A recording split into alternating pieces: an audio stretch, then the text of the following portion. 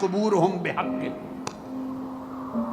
فرمایا 3 انبیاء کی قبروں کی 100% نشاندہی ہے، ان میں اسماعیل علیہ السلام، ان کی قبر مبارک میزاب رحمت کے نیچے ہے۔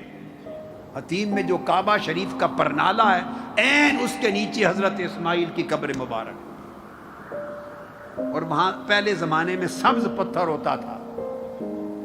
حضرت عبداللہ بن زبیر کے دور میں کھدائی کی گئی کعبۃ اللہ کی، تو انہوں نے پوچھا سبز پتھر ہے کیا ہے؟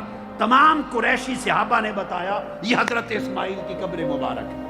اب امام فاقہی اخبار مکہ میں لکھتے ہیں، وسمعنا، ہم نے ثقہ راوی یعنی ثقات سنا، ان حول الکعبۃ قبور 300 نبی، کہ کعبہ شریف کے ارد گرد، اب آگے چل رہے ہیں اور بڑھ رہے ہیں، جہاں آپ طواف کرتے ہیں کعبہ شریف کے ارد گرد امام فاقی نے لکھا کہ 300 انبیاء کے قبور اور مزارات۔ امام ابن جماعہ وہ بیان کرتے ہیں ہدایت السالک الی المذاہب الاربعۃ فی المناسک، اس میں بیان کرتے ہیں وَیُرْوَى ان بین الرکن والمقام وزمزم قبر نحو من 1000 نبی، وہ بیان کرتے ہیں کہ حجر اسود اور مقام ابراہیم اور زمزم، اس مقام پر کعبہ کے مطاف میں 1000 انبیاء کے مزارات، اور مسجد اقصیٰ آدم علیہ السلام کے زمانے سے موجود تھی، اللہ کے 2 گھر تھے۔ تو سادہ بات ہے، ان خطوں میں رہنے والے وہاں جاتے، انبیاء بھی اور ان کی امتیں بھی، اور اس خطہ مکہ کے قریب رہنے والے یہاں آتے۔ اب اس خطوں میں رہنے والے چل کے مکہ معظمہ کیوں آتے تھے؟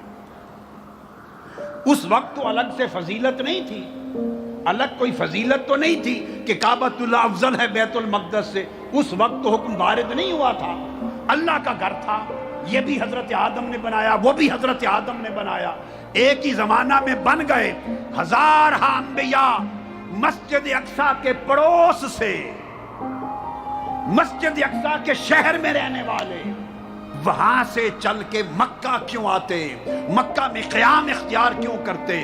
مکہ میں وفات پانے کی آرزو کیوں کرتے؟ اور مکہ میں ان کی قبریں کیوں بنتی؟ اس کی وجہ فقط ایک تھی، اس کا جواب قرآن دیتا ہے۔ قرآن دیتا ہے ہر نبی کو معلوم تھا کہ ہم سب انبیاء کے بعد آخری زمانے میں ایک نبی مبعوث ہوں گے، محمد مصطفیٰ کی بعثت ہوگی۔ اذ اخذ اللہ میثاق النبیین لما آتیتکم من کتاب و حکمہ ثم جاءکم، اللہ پاک نے انسانیت پیدا کرنے سے پہلے سب انبیاء کی روحوں کو جمع کیا، آدم علیہ السلام سے لے کے عیسیٰ علیہ السلام تک سب انبیاء کی روحوں کو جمع کیا اور کہا میں تم سب کو نبوت دوں گا اور دنیا میں مبعوث کروں گا، تمہیں کتابیں دوں گا، تم پر وحی نازل کروں گا، صحائف دوں گا، تمہیں امتیں دوں گا، مگر جب تم سب کا زمانہ ختم ہو جائے تو تم سب کے بعد میرا آخر الزمان رسول آئے گا جس کے صدقے سے میں نے ساری کائنات بنائی ہے۔ تمہارے بعد اس نبی کی آمد ہوگی جس کے خاطر بزم کائنات سجائی ہے، اور تمہارے سب کے بعد میرا محمد مصطفیٰ اس کی ولادت ہوگی، اور پرانی کتابوں میں، صحیفوں میں، آسمانی کتب میں یہ لکھا تھا کہ ان کی ولادت شہر مکہ میں ہوگی، مکہ میں ولادت ہوگی، یہ کتابوں میں لکھا تھا۔ یہ بھی درج تھا کہ ہجرت کریں گے کھجوروں والے شہر میں۔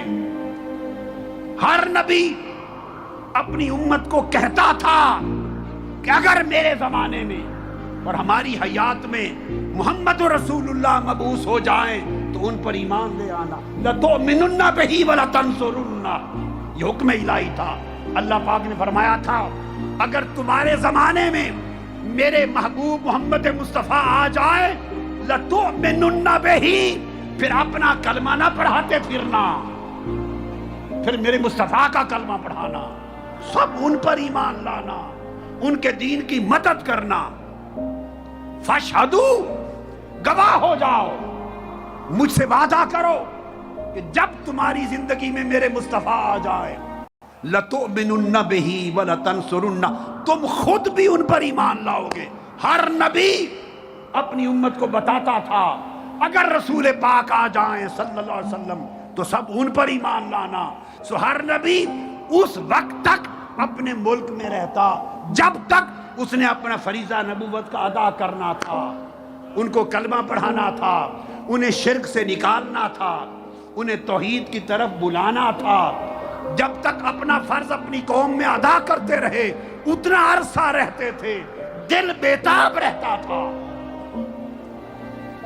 دل بیتاب رہتا تھا کہ میرا فرض ختم ہو تو میں اس شہر میں جاؤں جہاں محبوب خدا آ رہے ہیں، شاید میرے زمانے میں آ جائے، شاید میری ملاقات ہو جائے، شاید ان کا دیدار کر لوں، میں ان کا کلمہ پڑھ لوں۔